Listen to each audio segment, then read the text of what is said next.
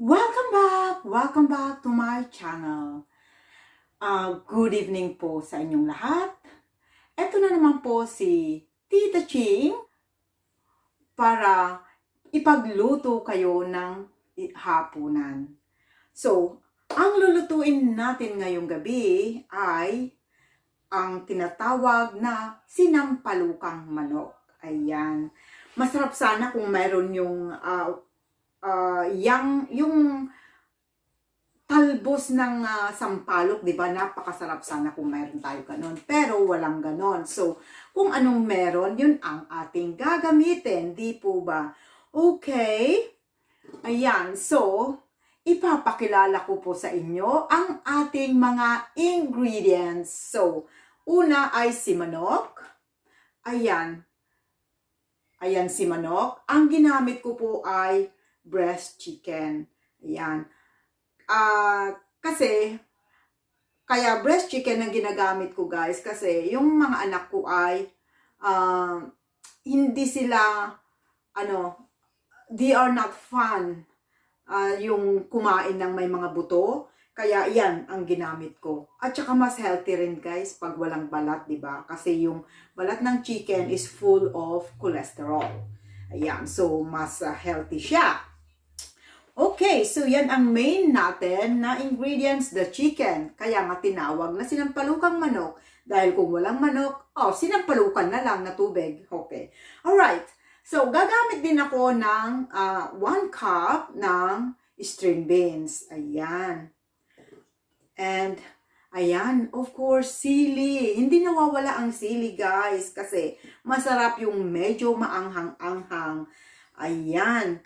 At saka ito, onions, pula ang gamit ko, pero any color na gusto nyo, pwede.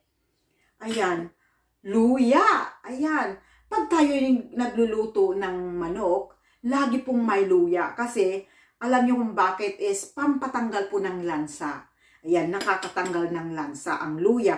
At ang pinaka-importante ay na isa ring nagpapasarap sa lasa at isa pang ingredients na nagtatanggal din ng yung malansa na amoy ng ating chicken ay yung tawag to, tanglad ang tawag sa atin eh.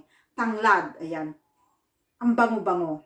Okay, yung tanglad. Yan, lalagyan ko siya ng tanglad. And 1 chicken cube. Ayan. And of course, ito na ang ating gagamitin na pang-asim, sinigang mix. Ayan, dahil wala tayong talbos ng sampalok. Okay, at gagamit din tayo ng fish sauce, patis. And of course, hindi natin maluluto ito kung wala itong tubig. So, gagamit ako ng 6 cups of water. Ayan. Okay, so, guys, let's get started. Umpisahan na natin ang ating pagluluto. Ayan. So, okay guys. Mainit na po yung ating mantika. Next na gagawin natin is, let's, sear the meat. Ayan.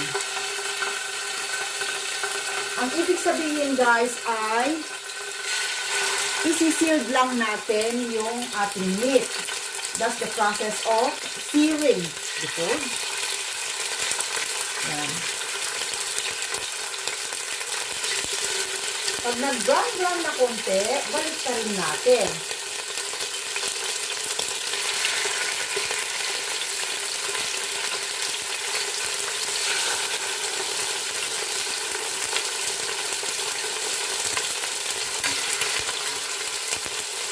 Yan.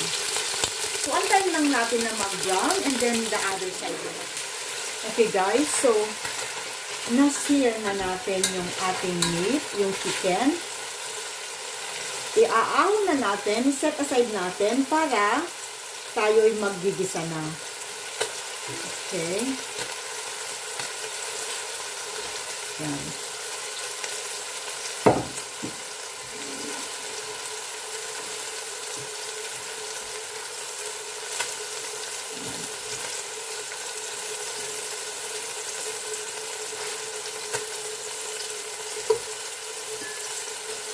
Ayan.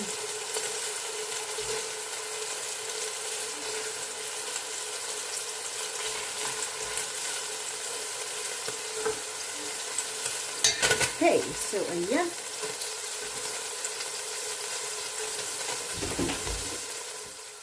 Okay guys, so magigisa na po tayo. Ilagay na natin yung ating onions. I need man tungtungan. Hirap talaga pag mataas, ano?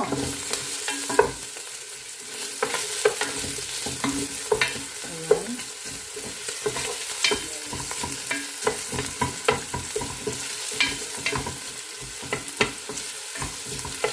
At isunod na natin ang ating ginger.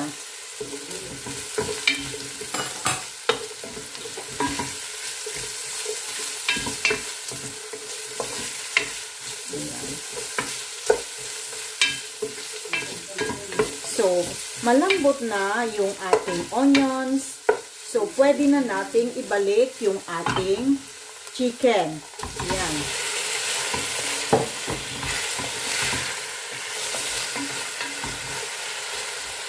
At ilagay na rin natin yung ating lemongrass.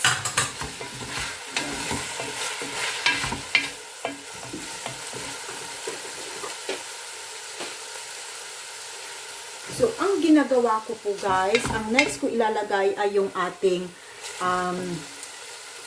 fish sauce, yung patis.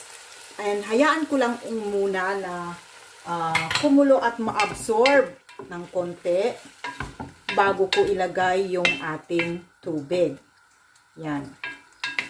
So, hayaan lang muna natin dyan na ma-absorb.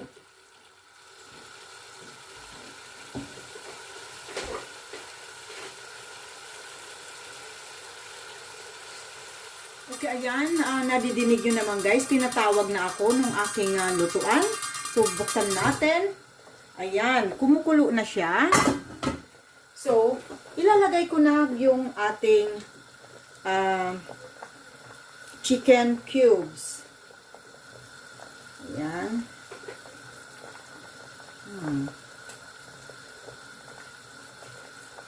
Ayan. So, ilagay na natin yung chicken cubes. Ayan. Para malasang-malasa ang ating sinampalukang manok. Ngayon, ilagay na rin natin ang ating konting sitaw. Yeah, the string beans. And the chillies. Yan. Pangpasarap. Okay. Right. So, mamaya ko na ilagay yung ating pang-asim, guys. Para hindi manigas yung ating sitaw. Ayan. So, ayan. Takpan lang muna natin. Okay. At hayaan muna natin na maluto, kumulo. So, dyan lang siya. And then, babalikan natin about 8 to 10 minutes. Okay, so bisitahin natin. Ayan.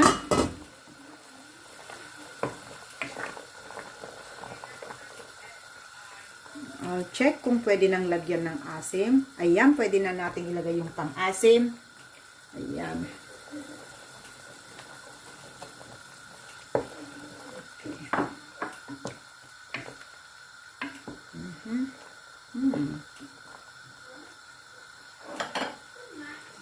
Natin.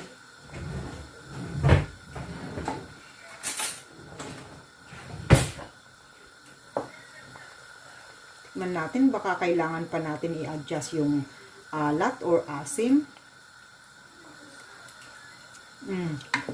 Actually, is tamang-tama lang guys. Tamang-tama lang yan sa aking panlasa. Yung asim at saka alat is perfect. Yan. Okay. So, isang kulo lang para matunaw-tunaw lang yung inilagay ko na pang-asin. And then we are done.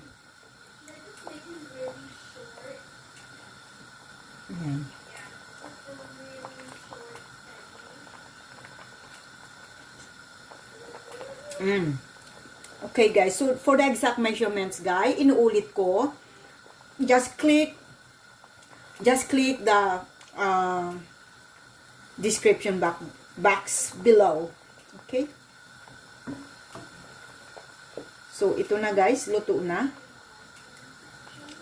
Ayan. So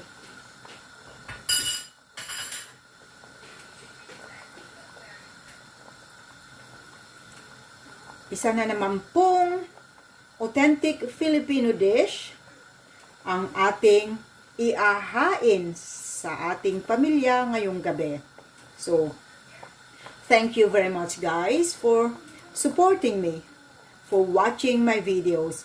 And for more videos guys, for more Filipino authentic foods, please subscribe, like, and share.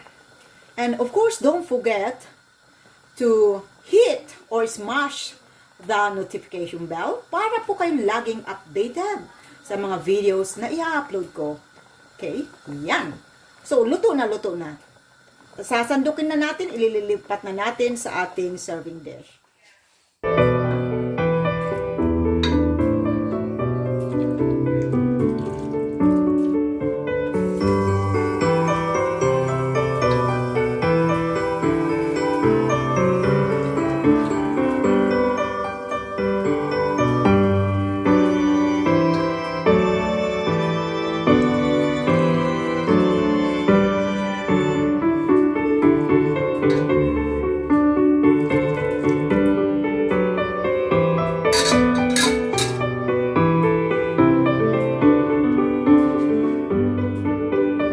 So, ito na po ang ating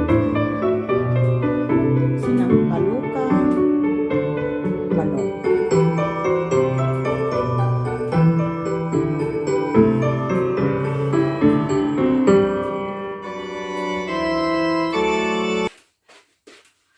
Okay guys, so luto na po ang ating sinampalukang manok. Ayan. At ito na ang aking kanin. Ayan, kakain na po tayo. At saka unang subo para sa inyong lahat na nanonood ngayon sa premiere ko na to. Ayan, tikman natin. Yung sabaw ang gustong-gusto ko.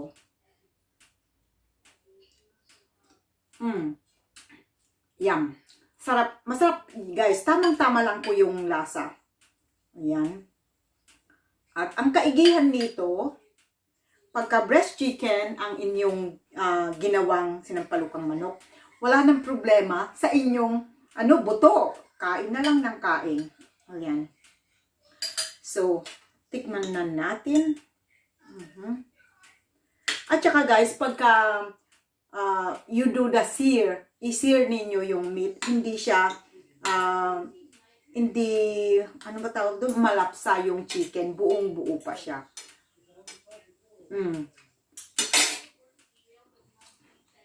Yeah, guys. So, try nyo ito, guys. Napakasimpleng gawin. Napakakonti lang ang ingredients na kailangan. At madali lang din lutuin kasi chicken lang siya. Breast chicken, madali lang lutuin. So, guys, maraming salamat muli sa inyong mga panonood. At shout out ko muna ang ating mga members. So, come on, pasok! Love shout out to my Super Alaga, UPS Rexy Vlog, and to all Tita Ching Alaga, Teo's Vlog, Bells Japan, Chris Fox Channel, Lucy Takuban, Crystal Wanderlust Diary, Shy Heart Explorer, Cecilia B. Arland, Alni TV, Bianca Puppet, The Beef Channel, and My Cuisinera.